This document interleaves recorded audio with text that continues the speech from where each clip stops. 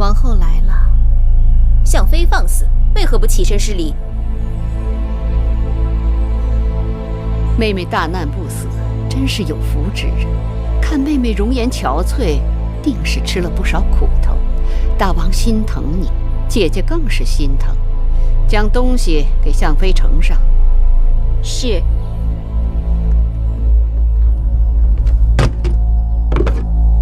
臣妾曾吃过恶人的苦头，这些服饰，臣妾是打死也不敢碰的。妹妹差人来说要见我，定是有话要说吧。你们都退下。是。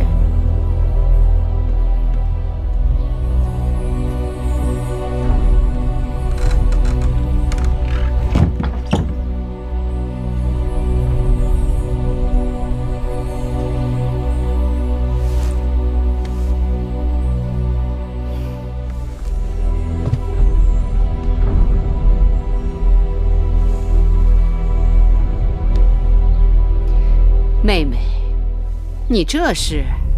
臣妾这几年生不如死，贱如草芥，全是拜王后所赐。臣妾感恩戴德，铭记于心，变牛变马，不敢忘怀。我如此好生待你，真心拿你当姐妹。你刚刚回宫便血口喷人，你是否害过人？你心里最清楚。向妃，你是失心疯了。我何尝害你，又怎样害过你？空口无凭，要拿出证据来。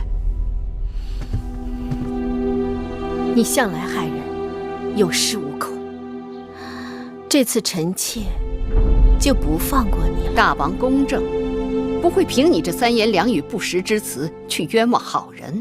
是否冤枉，你心里不比谁都明白。冤枉与否，全凭大王判定。苍天在上，大王自会为我做主。好啊，但要拿出证据来。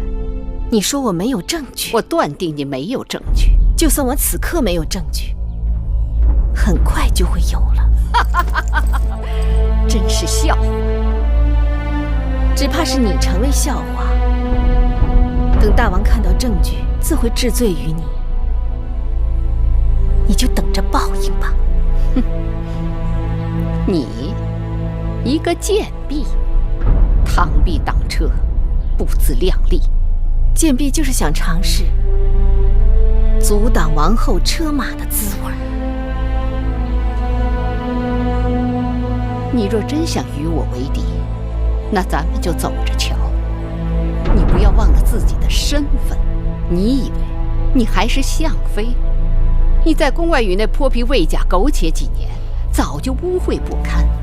楚宫乃高贵之地，哪容得下你这卑微之躯？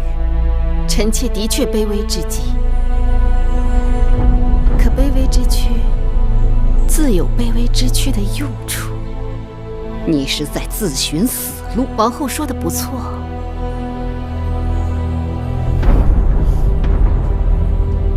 王后慢走，臣妾不送。玉儿呢？蓉儿呢？来不及了，大王的仪仗已经到宫外了，夫人不能再犹豫了。我知道，把酒放这儿吧。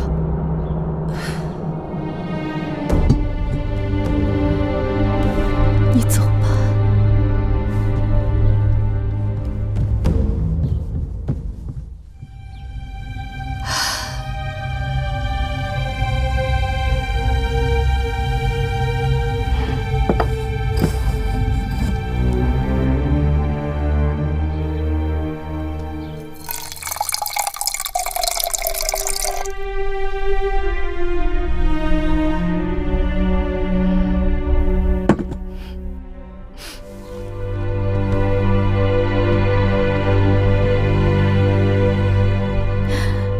月儿，蓉儿，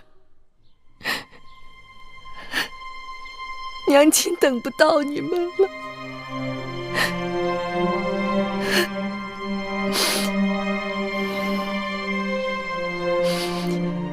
记得要让你们的父王为娘亲做主。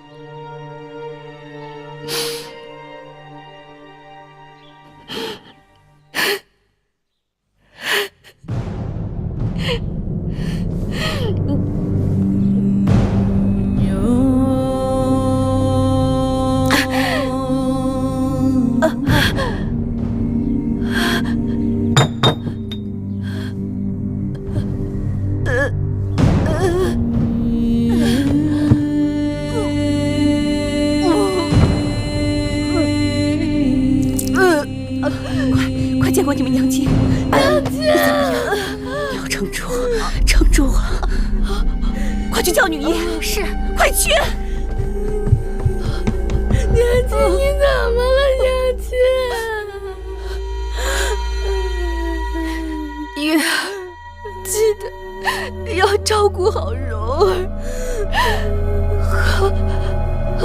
和魏然记住了吗？娘亲，记住了吗？爱妃，哎，这怎么回事？大王，大王，爱妃，爱妃，爱妃，是谁把你害成这样？就是王后赐的。爱妃，害我这些也是王后。大王要为我做主。爱妃，爱妃，娘亲，爱妃。娘亲，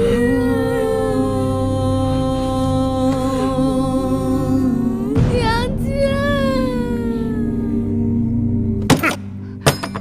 你说项氏出宫避疾不治身亡，你是在蒙骗寡人。我再问你一次，项氏究竟是如何死的？臣妾实在不知，臣妾定会派人查清项妃的死因。不必麻烦了，拿上来。这可是你高堂台的酒具，这踏金酒具可是王后专用的，怎么会出现在章华台呢？大王，酒具是臣妾的，但并非是臣妾刻不离身之物，定是有人窃取来诬陷臣妾的。诬陷你吗？传章华台的侍女上殿。传章华台侍女上殿。拜见大王。实话道来，你是否看见王后进入了章华台，并看见王后与项妃单独相处？是，奴婢所见确实如此。下去吧。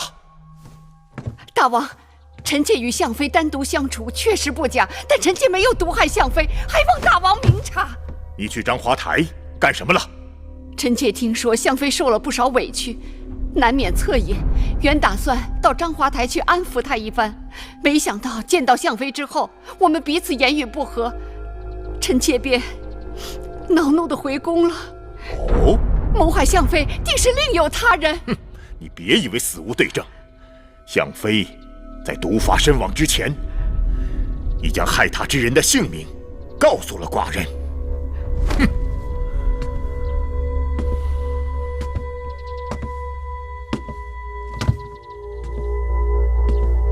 是王后。大王，项妃定是受人指使，在诬陷臣妾。闭嘴！人之将死，其言也善；鸟之将死，其鸣也哀。更何况项氏性情纯良，可正因如此，才屡遭暗算，丢了性命。而你却说他诬陷你，大王，大王息怒！大王，大王息怒！大王，你旧伤未愈，万万不可动怒啊！滚开！你做出这样的事来，让寡人如何不怒？大王，不必多说，你我已经走到头了。大王，你出去，回你的高堂台去，别让寡人再看到你。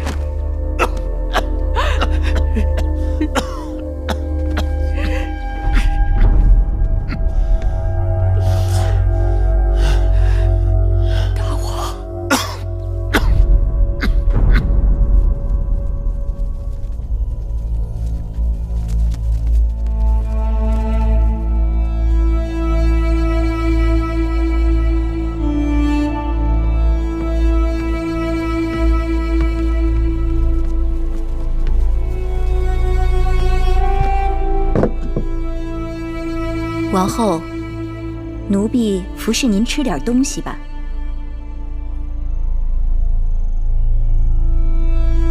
王后，这粥啊是奴婢让膳房。王后当心！当心！7年前你就该叫我当心了，当心那贱人项氏和毒妇狙击。王后不必过于烦恼，终会有解决困顿的办法。糊涂！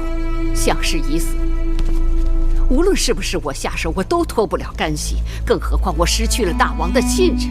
这20多年来，我战战兢兢，如履薄冰，从未有个大的差池。如今我一步走错，全盘皆输。他们想用那项氏的烂命换我的命，我若倒下了，下一步就是太子了。王后，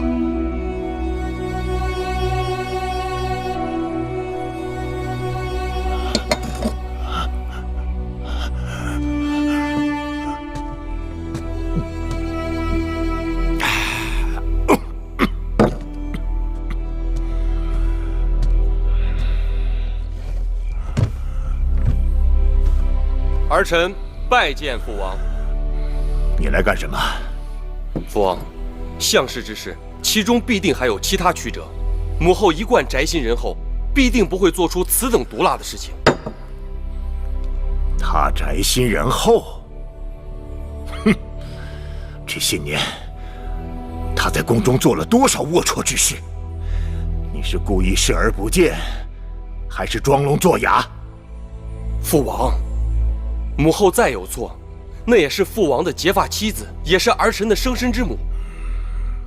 望父王看在夫妻情分和与怀儿的父子情分上，能够高抬贵手，宽恕母后。夫妻情分，父子情分。你母亲若对我真有情分，就不会背着寡人在宫中杀戮无辜、残害寡人枕边之人。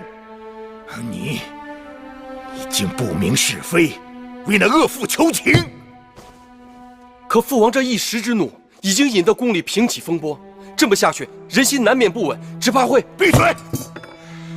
你不明是非，混淆黑白，口口声声为那罪妇申辩，还不是因为他一贯袒护你的短处？尽管你无能，你好色，你自以为是，可在他眼中，你仍是贤明圣主，是大楚的不二储君。大王保重龙体。你即刻给寡人从这儿滚出去！大楚没有你这样的太子，寡人也没有你这样的逆子。父王，滚！大王息怒。大王保重啊！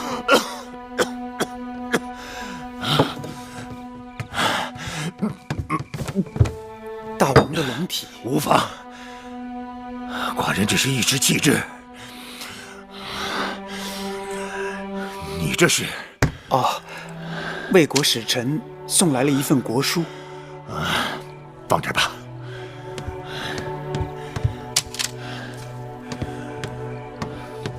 大王，气滞皆因情志不畅，饮食邪气，君子饮酒3绝而止啊。王后忤逆，太子不成器。这大楚若是交到他们手里，必会被他们败掉。家门不幸，寡人何以解忧？大王，难道打算废后废太子？哼，此事重大，干系国本，大王还需慎重啊！这儿没你的事了，你下去吧。大王。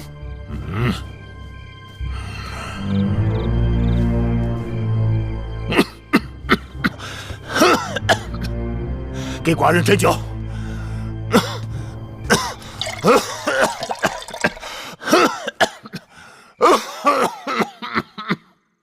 亲被人害死了。你们不要伤心，你们已经跟你们娘亲告过别了。大王会风风光光的送走你们母亲的。王后为什么要害死娘亲？嘘，这里是后宫，不害人不能活。可我娘亲从不害人。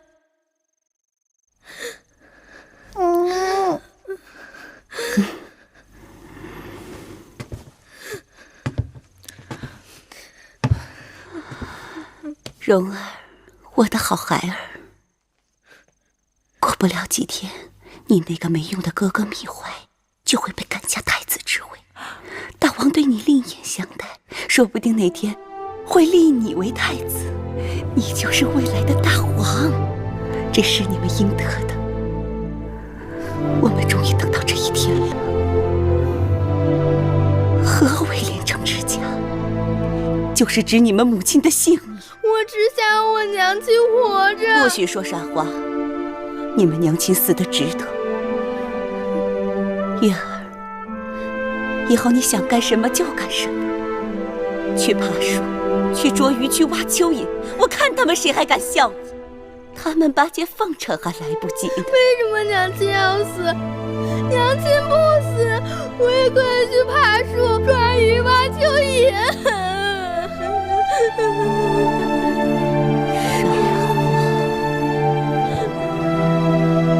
这么多年，我们一步步走在这刀刃之上，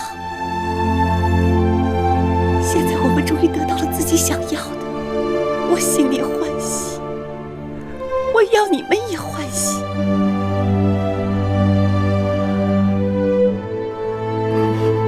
当明日的太阳再照到这宫殿之上之时，这一切就都改变了。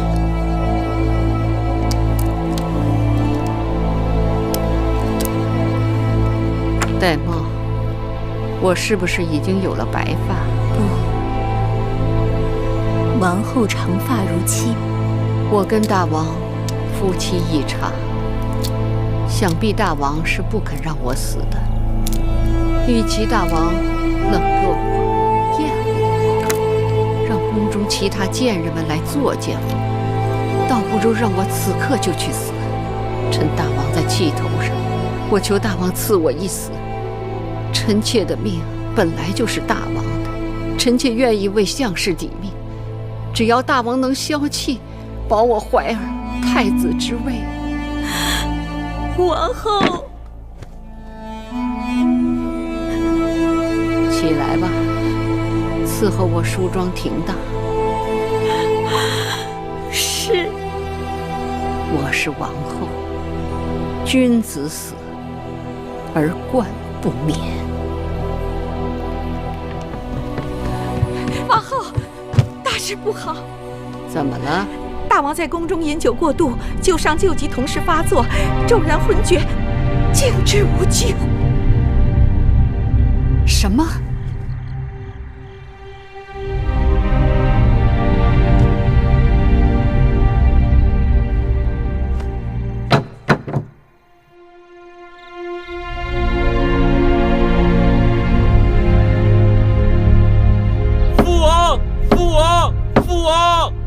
注目盖棺！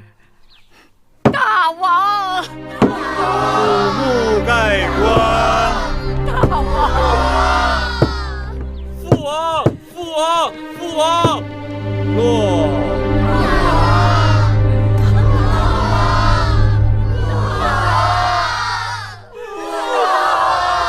楚王李商突然病逝，举国哀悼。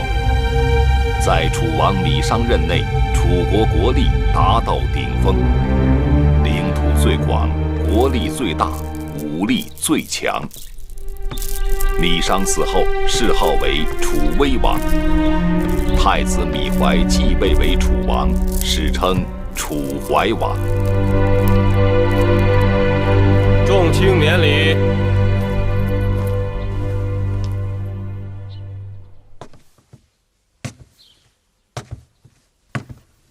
威后，母后，大王不必多礼。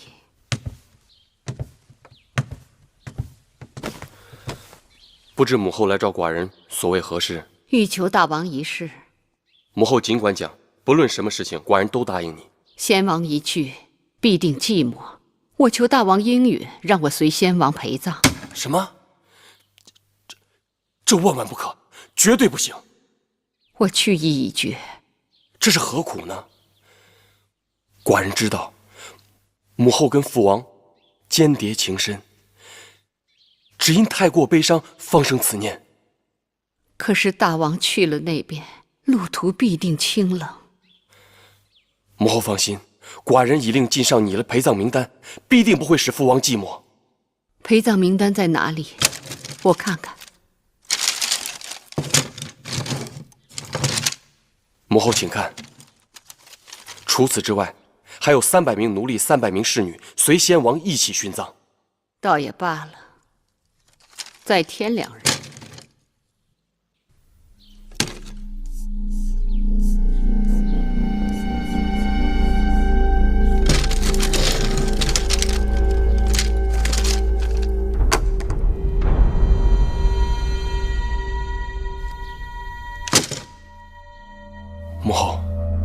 母后是想让芈月和芈容也给父王陪葬。他们年纪尚小，况且是寡人的王弟王妹。我何尝不知？可是昨夜你父王给我托梦，说他非常惦记芈月、芈容，他想带他们一同去。我怎能违逆先王这最后的要求？芈月、芈容是先王在世时最疼爱的公子和公主，先王有此要求，亦不为过。既然母后如此说，那寡人照办就是。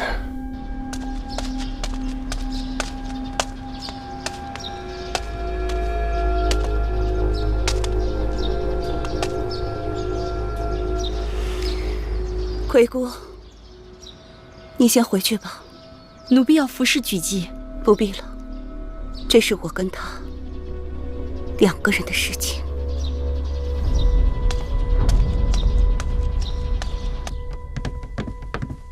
微后，妾身拜见王后。夫人应该说微后才是。是啊，先王的谥号是威王，如今你是大王的母后，本该在称呼前加上先王的谥号才是。妾身拜见微后。一个女人终于熬到自己称呼前面加上了丈夫的谥号，此生再也没有人压在我头上，再也不用跟人争宠，不必担心失宠，更不必担心有人对我和我儿女的算计，这是何等的痛快！微后所言甚是，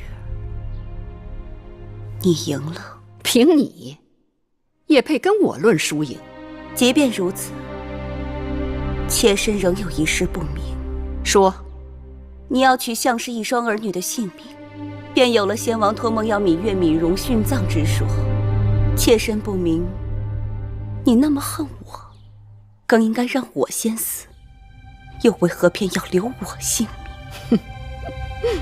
如此愚钝，还来跟我争斗？如今宫中谁是大王？芈怀。没错，我生的芈怀，让你死如同踩死一只蚂蚁。可惜宫中向来都是死比生容易，我要留下你，让你生不如死，是件极其有趣的事。我让你看着芈月、芈容去死，看着自己苦心积虑经营多年的希望被带到陵墓中去。我要让你在宫中好好活着，之后的每一日都会成为你漫长痛苦的折磨。让你死？不，那太便宜你了。妾身明白了。不，你还是不明白。你我这次的胜负只在毫厘之间，若命运稍有差池，坐在这儿的是你，而伏在脚下求死的是我。要怪，只能怪你的运气太不好了。你可以不对我留情，但是芈月和芈蓉还是2个孩子，究竟怎样，我才能保全这2个孩子的性命？除非有人去问先王，让先王亲口告诉我，他不需要芈月、芈蓉的陪伴了。先王一世，又有谁能问得了他？如无人能问先王，那我也爱莫能助了。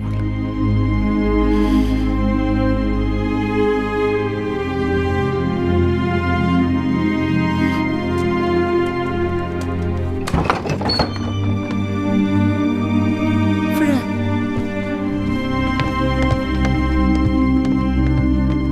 夫人，女人呢？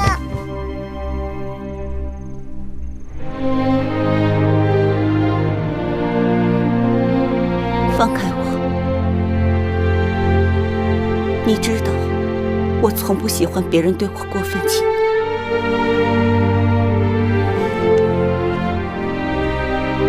魏后说了，除非有人去问先王，先王不要你们陪伴，你们方能不死。这怎么可能？我和弟弟真的要去陪葬吗？的确如此，我不想骗你们，骗也无用。举姬已经无能为力了。夫人，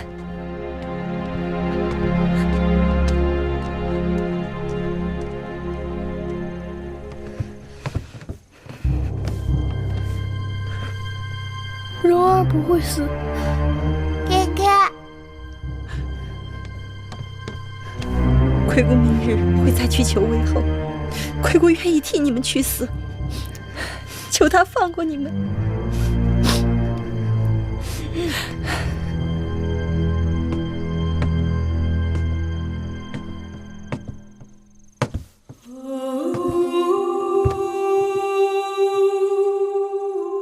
我乏了，有什么话明日再说吧。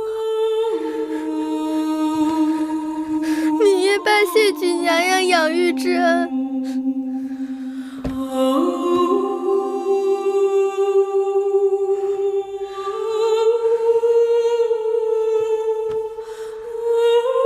明日月儿和蓉儿走了，便没有这个机会了。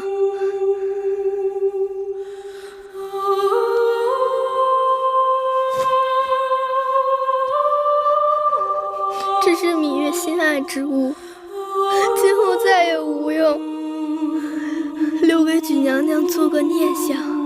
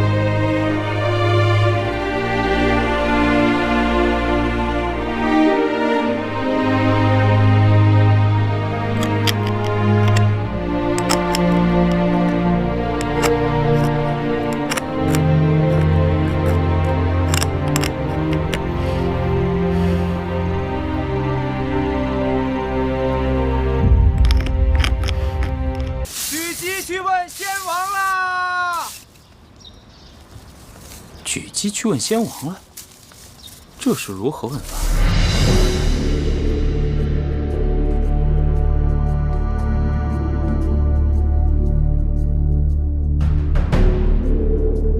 他就是以此白绫自尽的。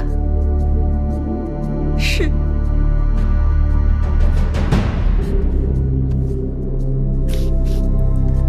魏后，你看，这绫上还有字。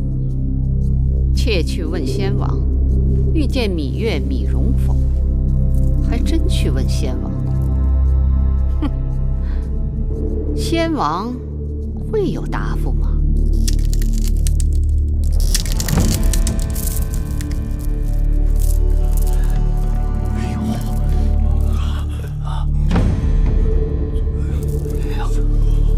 母后，你看，这上面有一个“否”字。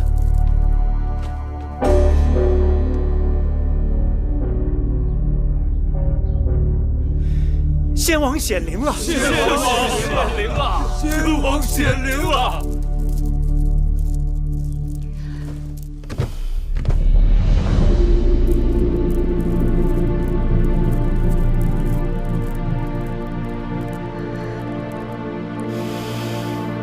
好吧，大王，既然先王心疼你，预留2个辅佐之才，那就把芈月、芈容留下吧。多谢母后。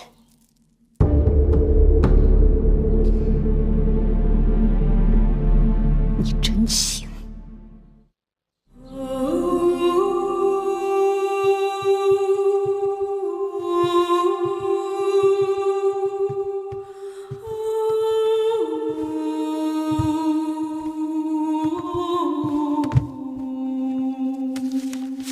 月公主，荣公子，这是菊姬留给你们的。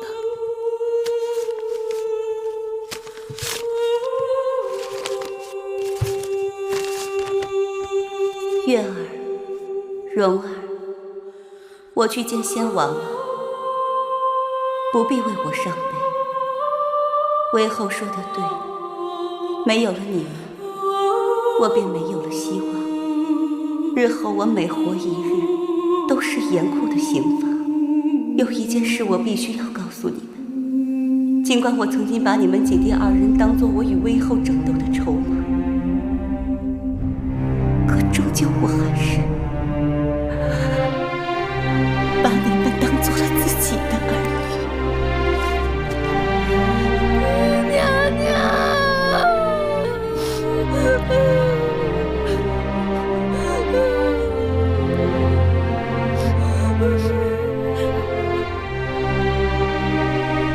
先王对你们关爱有加，把你们留下是要派用处的。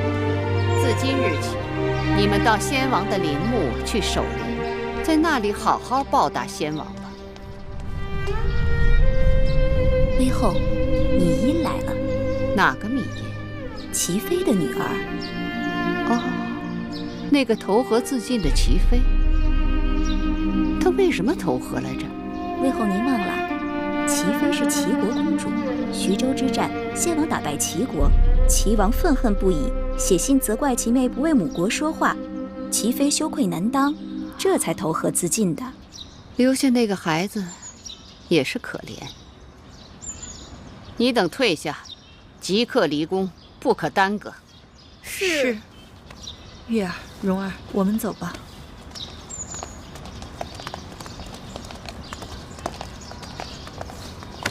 拜见母后。这孩子真是懂事，以后就跟着我与舒儿作伴吧。谢母后。这是菊姬族人留下的一处宅子，几日前菊姬把小冉接到了这儿，由这位郑伯照顾。他就是我弟弟吗？对，他就是你的另一个弟弟小冉。小冉不哭，我是你姐姐，我会照顾你和蓉儿的。月公主天资颇高，在那陵园人烟稀少，切不可荒废学业。眼下我虽无法帮你们脱困，但我会继续给公主授课的。功课我会让子歇给你们带过去。谢师傅教诲之恩。公主保重。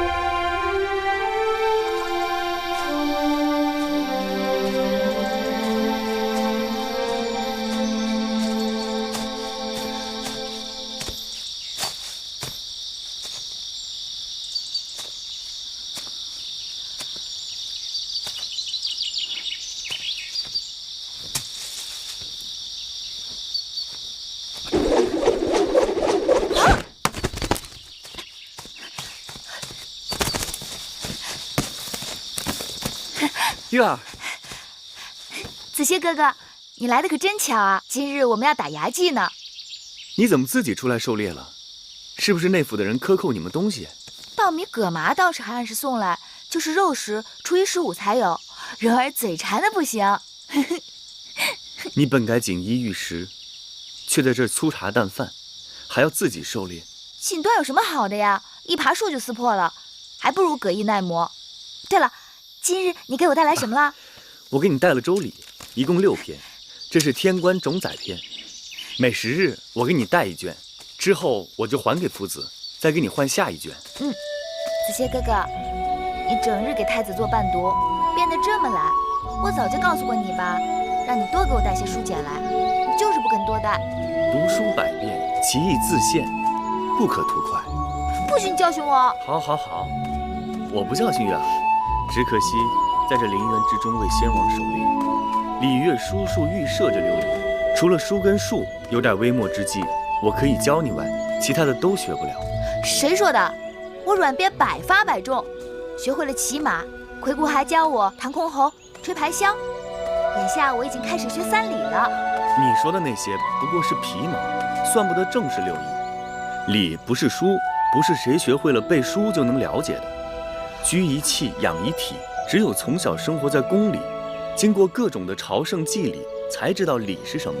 乐是要用耳朵来听，魁姑毕竟只是个女婢，她能教你的只是小技，像云门、大弦、大勺、大夏、大户、大舞这6乐和几百人的那种大舞，你没看过听过，用竹简是学不到的。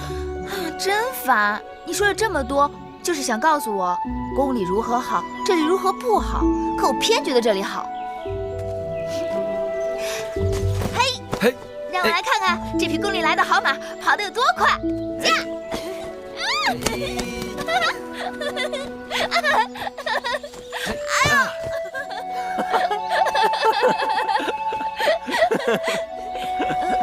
山鸡呢？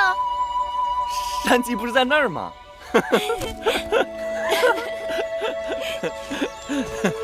哎呦！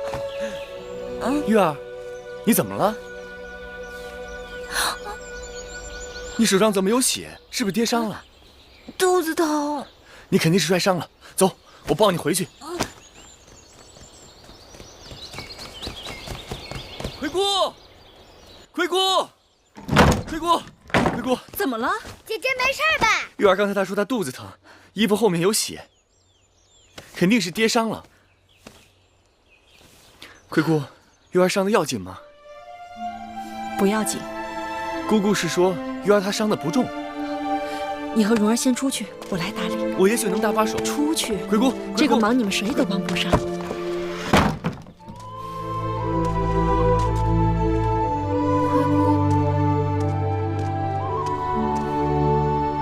我没有跌伤，就是肚子疼，在流血。我是不是要死了？月儿长大了，要做女人了。不，姑姑诓人。姑姑何曾诓过月儿？姑姑就是诓人。月儿不要做女人，月儿要当男人。做女人有什么不好？就是不好。宫中有那么多女人，就围着父王一个人转。娘亲就是女人，只能日日站在门口傻等。我不要做女人。这事儿啊，由不得月儿，也由不得姑姑，是少司命早就安排好的。就不能改变吗？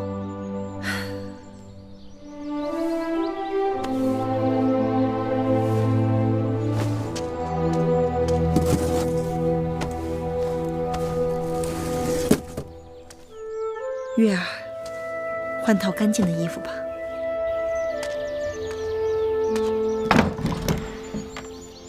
月儿，姐姐。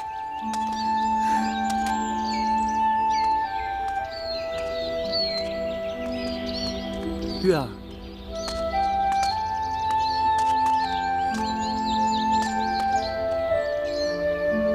月儿，魁姑给你疗伤了吗？月儿，你哭什么？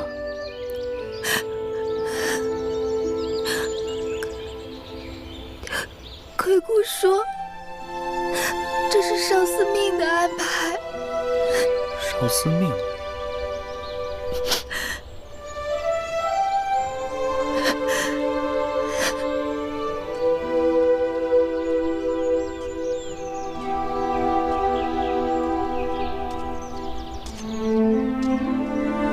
月儿，我要回去了。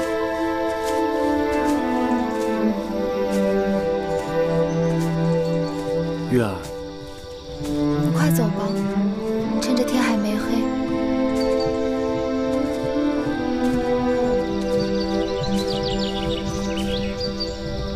听屈夫子说，宫里头又开始给大王选妃了。宫里头的女子都跟蟋蟀似的斗来斗去，怎么还会有这么多人想进来？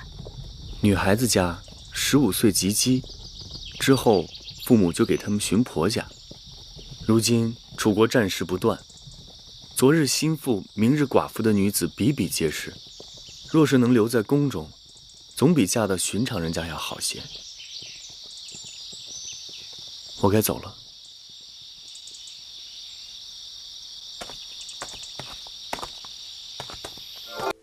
关关雎鸠，在河之洲。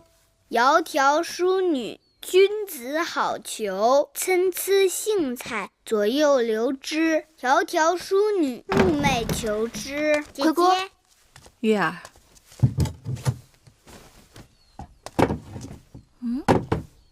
月儿找什么呢？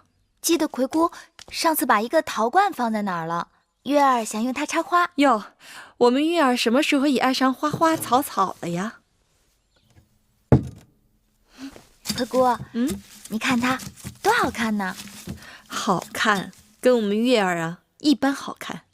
月儿才不要什么好看，我们月儿打扮打扮，比花儿还好看，是不是蓉儿？是啊，窈窕淑女，君子好逑。姐姐是淑女，黄歇哥哥是君子。你再敢胡说！女孩子家有人喜欢是好事儿，我们月儿手又巧，心又好，长得又漂亮。葵姑，这是给小冉做的衣裳吗？是啊，已经做好了，姑姑明日就给她送过去。诶，你在念什么呢？我在念《诗经》。蒹葭苍苍，白露为霜。蒹葭苍苍，白露为霜。所谓伊人，在水一方。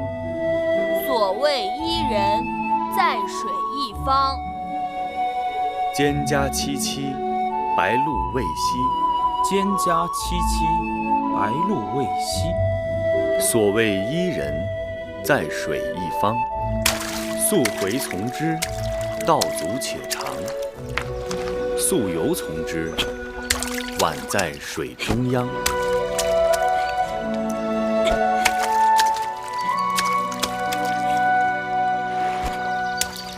蒹葭萋萋，白露未晞。所谓伊人，在水之湄。子歇，你什么时候来的？刚来。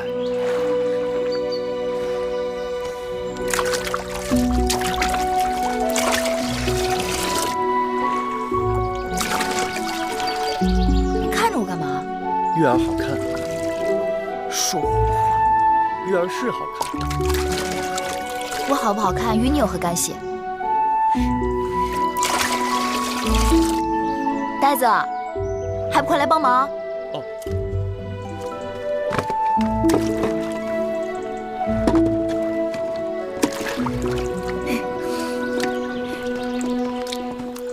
这后日就是寒食节了，听说大王和魏后要来给先王扫墓。是啊，宫里头已经把该用的东西都送过来了。那日公子和公主们都要跟过来，人多眼杂，你们最好小心点儿。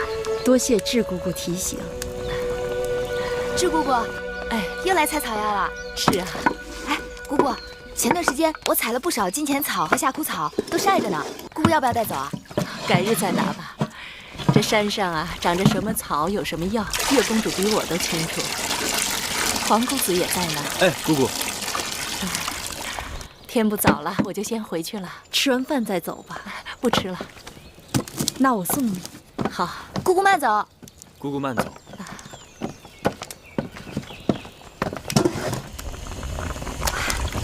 好香啊！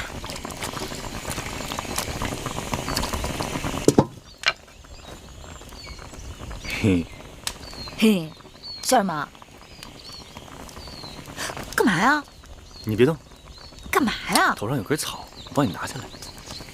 看，没骗你吧？哼哼哼。天都晚了，你怎么还不回去啊？姑姑说了，留我吃晚膳，今日有余。你就那么馋啊？人家皇公子大老远的来给蓉儿授课，该留人家吃饭。姑姑，就那么一条鱼，让他吃了，蓉儿吃什么？我愿意把鱼让给子谢哥哥吃。听见没有？那你就别吃了。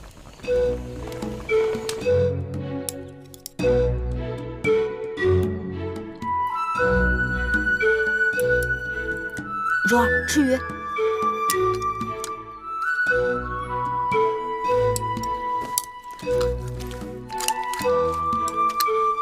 蓉儿，你吃。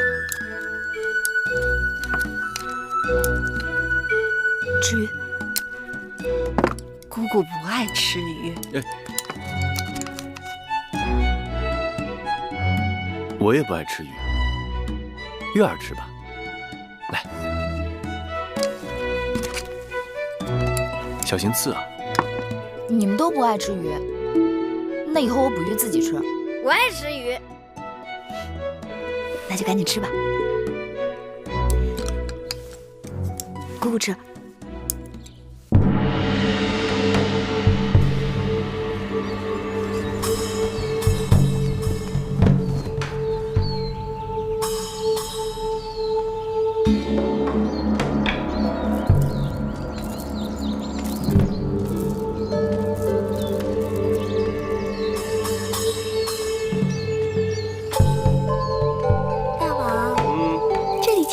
水的，真是个好地方啊！青山再好，好不过你秀色可餐。大王，大王，母后何事？今日祭奠先王，要焚香奠酒，礼拜插礼。公子公主们要站到前面，嫔妃要按照位分排到后面去。爱妃，委屈你了。反正这种事情，我也不愿意站到前面去。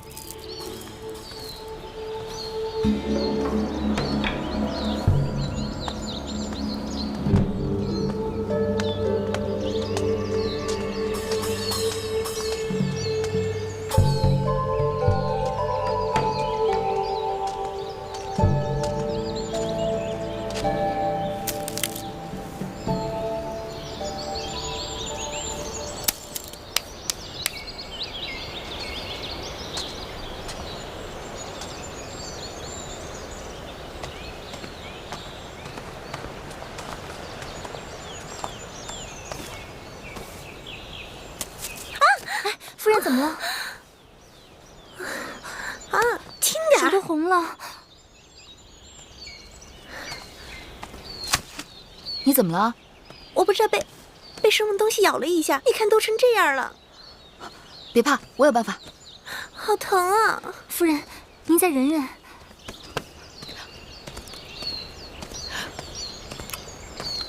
哎！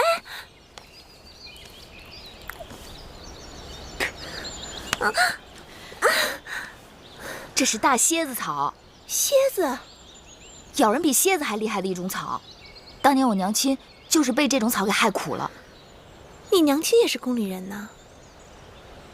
我娘亲是相妃，早就过世了。你也是公主？怎么穿成这样？在这种鬼地方？父王过世后，魏后罚我和弟弟在这里给父王守灵。好了，这草清热解毒，再过1-2个时辰，你的手就没事了。谢谢妹妹古道热肠，来日郑秀有机会，必会投桃报李。不用放在心上。大王祭礼，拜。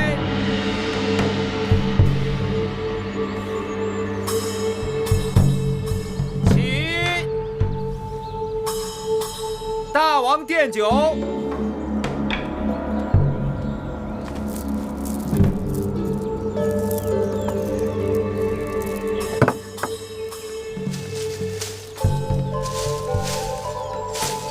月妹妹，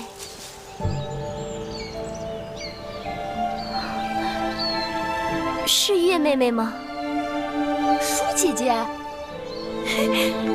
月儿正想找你呢。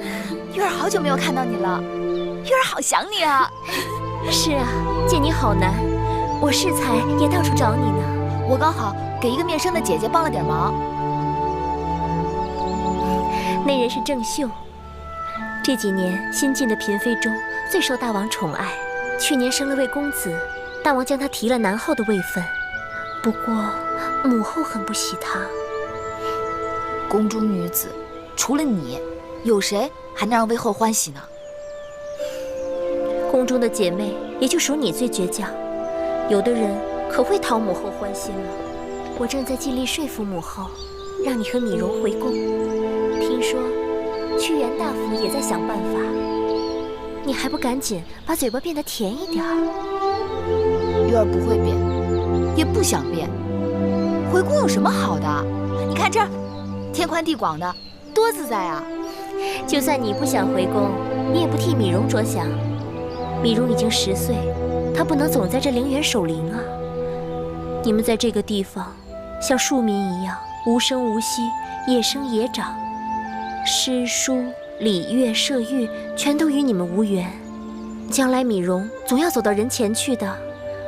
若是没有封号封地，他成人以后如何安身立命？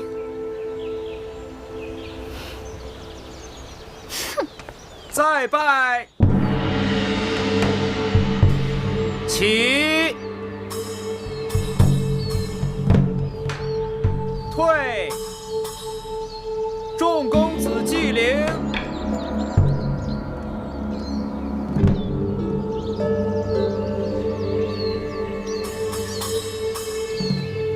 祭奠已经开始了，舒儿哪儿去了？再拜，母后。婴儿是才看到有人硬把舒妹妹给叫走了。何人这样无礼，耽误了祭奠时辰？先王是要怪罪的。母后说的甚是，那人啊本来就不曾受过教化，不知礼义廉耻。但婴儿最担心的是，万一他带坏了舒妹妹。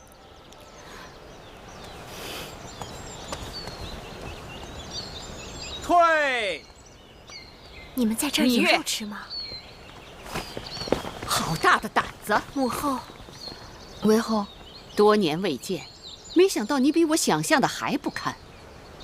芈月不知做错了何事，让魏后震怒，还跟我顶嘴，跪下！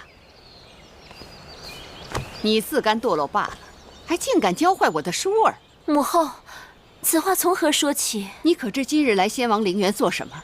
时辰是已经算好了的，祭奠已经开始，你不在先王那儿尽孝，反而跑到这儿来跟芈月混在一起。舒儿忽略了时辰，是舒儿的不是，求母后不要责怪月儿。尽良者会，尽愚者痴。若不是这个丫头，你何尝这样不知轻重？母后，我拜见韦后。月公主若是有何差池，都是奴婢的过错，望韦后恕罪。我跟公主们说话，什么时候一个奴婢可以随便过来插嘴？贵贱有别，公主是贵重人，即便是出了过错，责罚也该由奴婢承担。来人，在，把这无礼的奴婢拉下去，打20杖。是。月儿，放开葵姑！放开葵姑！月儿，韦后，葵姑是奉先王之命来照顾弟弟和我的，一向循规蹈矩，这么多年没有功劳也有苦劳。念在他年纪大了，受不起这20杖，望韦后饶过葵姑。母后，求你放过葵姑吧。即便是先王之命又如何？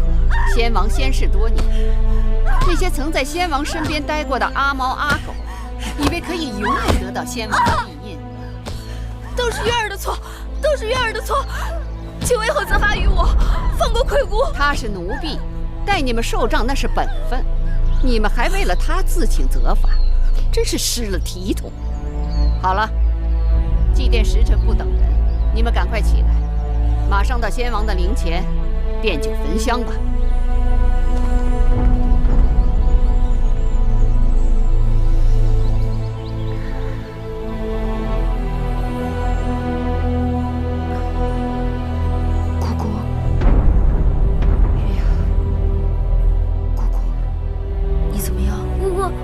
疼吗？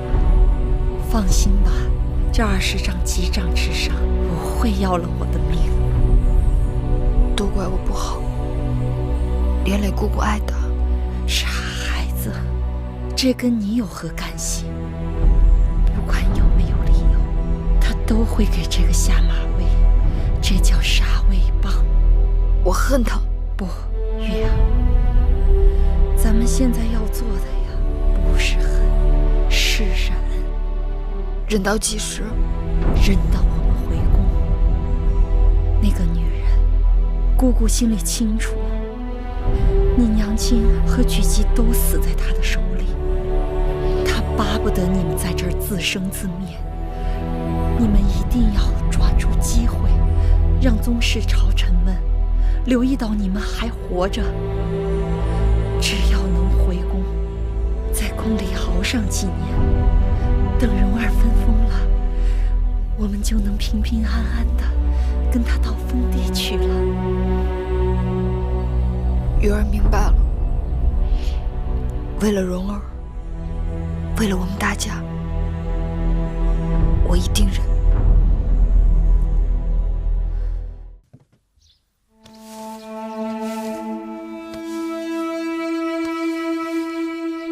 母后，舒服吗？